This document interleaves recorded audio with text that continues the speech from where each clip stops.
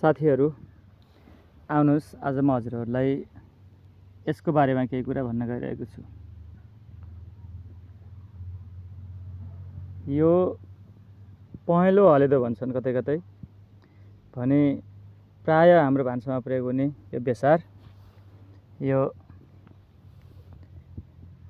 यसरी पहेँलो हुन्छ। यसले तरकारीमा पहेँलो गराउने काम गर्छ। यसको औषधीय प्रयोग हुन्छ जुन हामीमध्ये कतिपयलाई थाहा नहुन्छ। त्यसको बारेमा म आज हजुरहरूलाई जानकारी गराउन गइरहेको छु। आउनुहोस्, यो बेसार हेर्नुहोस् यति ठुलो फलेको छ। यसलाई कहाँ कहाँ प्रयोग गरिन्छ र यसको औषधीय महत्त्व के छ भन्ने विषयमा